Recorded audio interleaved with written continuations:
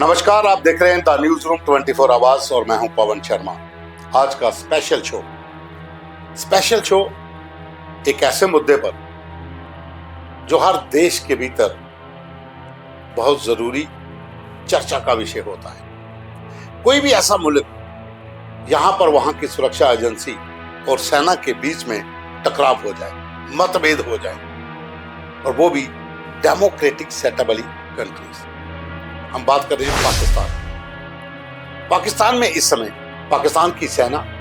और पाकिस्तान की खुफिया एजेंसी आईएसआई दोनों आमने सामने आ चुके हैं। कभी ये दोनों इकट्ठे होकर भारत के खिलाफ अभियान चलाती थी, अभी भी चला रही, लेकिन कुछ मुद्दों को लेकर वहां पर टकराव की स्थिति बनी हुई है। जो पाकिस्तानी सेना के चीफ हैं आसिम मुनीर, वो आईएसआई का भी कंट्रोल अपने हाथ में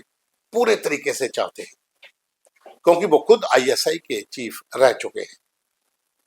और इस समय जो स्थिति पाकिस्तान में है वो टकराव इसलिए है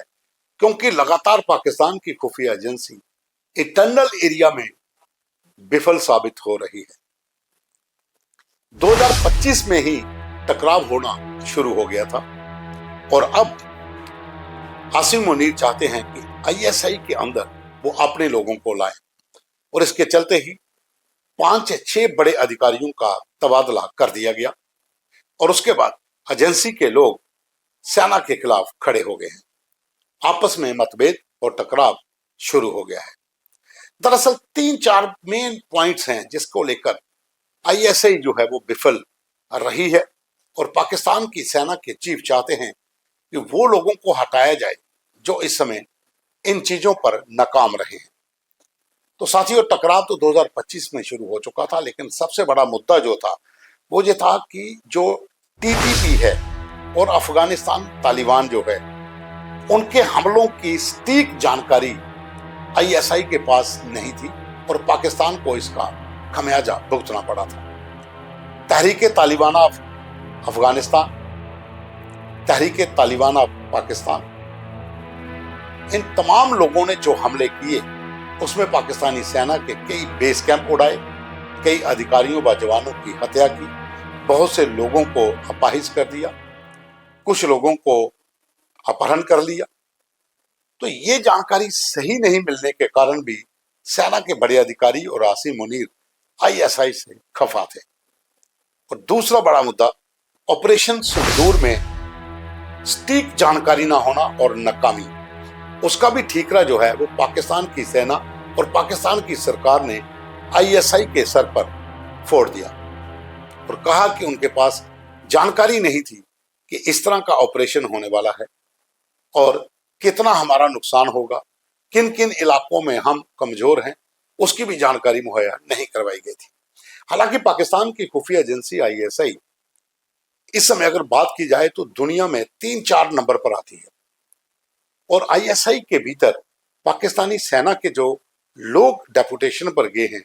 जो कमांडर्स हैं, जो ब्रिगेडियर रैंक पर हैं, जो जनरल रैंक पर हैं, जो कर्नल रैंक पर हैं, उनका सबसे ज्यादा ध्यान जो है वो जम्मू कश्मीर में आतंकियों की घुसपैठ करवाना और यहां पर हमले करवाना और आतंकी नेटवर्क को मजबूत करने पर था। यही कारण था कि पाकिस्तान की सरकार और पाकिस्तान की सेना ने अनअकाउंटेड अमाउंट आईएसआई को दे रखा है। आईएसआई के बहुत से डेट जो हैं वो कनाडा, जर्मन, सऊदी या दूसरे मुल्कों में चल रहे हैं और वहां पर बैठकर वो लोग जम्मू कश्मीर और भारत के भीतर अलग अलग तरीके से अपनी जंग तथा कथित जंग जो है वो छेड़ी हुई है। हवाला के जरिए पैसा पहुंचाना, ओवरग्राउंड नेटवर्क को मजबूत करना, जैश-ए मोहम्मद, लश्कर और हिजबुल मुजाहिदीन के आतंकियों को एकजुट करके स्ट्राइक करना, अल-बदर या दूसरे आतंकियों से इलाके की रैकी करवाना और गाइडों की भर्ती करना, पाकिस्तान के भीतर बहुत से नए कैंपों को स्थापित करना, उसके लिए बहुत सारा अमाउंट जो था वो आईएसआई को मिला था। और जो खबरें हैं कि बहुत सा अमाउंट पाकिस्तान के जो जनरल थे जो आईएसआई के भीतर थे वो भी खा गए हैं। करप्शन एक बड़ा मुद्दा आईएसआई के बीच था,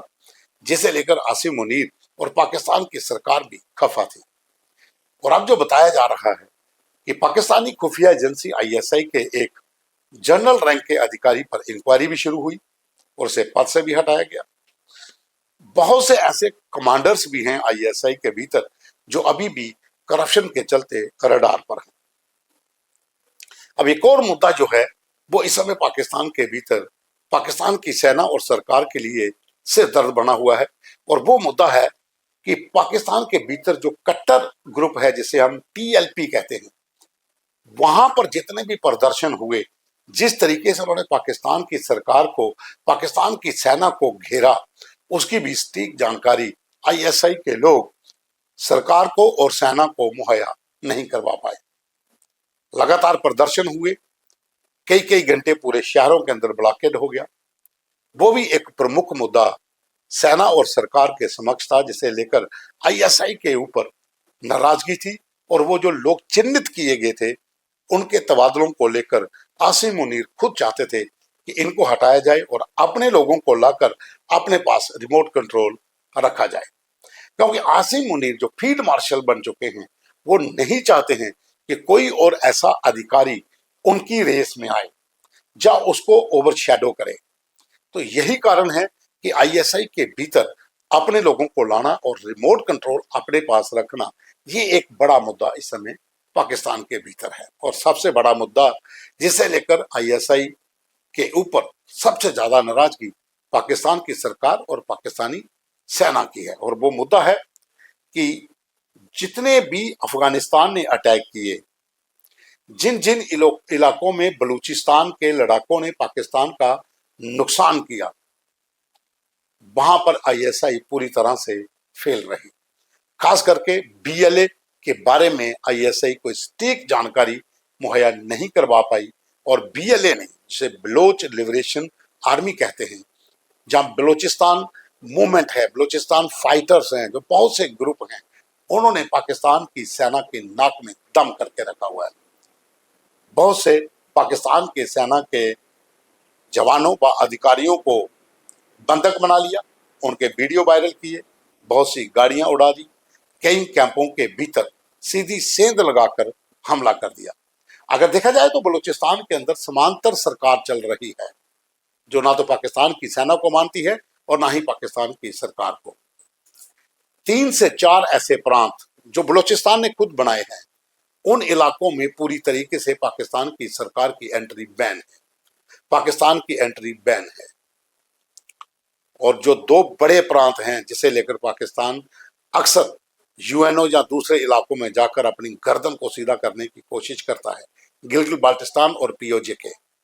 जो कि जम्मू कश्मीर का हिस्सा है, वहां पर भी पाकिस्तान की सेना और सरकार की किरकिरी आए दिन हो रही है। लगातार बलूचिस्तान में, गिलगित बाल्टिस्तान में, पीओके के मुजफ्फराबाद, लमीनी, रावलाकोट, इन तमाम इलाकों में प्रदर्शन हो रहे हैं पाकिस्तान की सरकार और सेना के खिलाफ, और वहां पर भी आईएसआई फेल साबित हुई, जो सरकार को इसे लेकर बड़ी नाराजगी भी जताई गई। दूसरी ओर आईएसआई का जो ज्यादा ध्यान है वो एलओसी और इंटरनेशनल बॉर्डर पर आतंकी टेरर कैंपों को मजबूत करने पर तो था, लेकिन भारत की सतर्कता, भारत के जवान जिस तरीके से आए दिन इन्फिल्ट्रेशन की बिडों को नाकाम कर रहे हैं, उससे भी आईएसआई के बड़े जो अधिकारी थे वो पाक सेना के रडार पर हैं कि ये लोग असफल साबित हुए हैं। तो दरअसल अगर हम बात करें इस समय किसी भी मुल्क की, अगर हम बात करते हैं, वहां पर जब एजेंसी जो खुफिया तंत्र देखती है और वहां की सेना के बीच अगर मतभेद हों तो हालात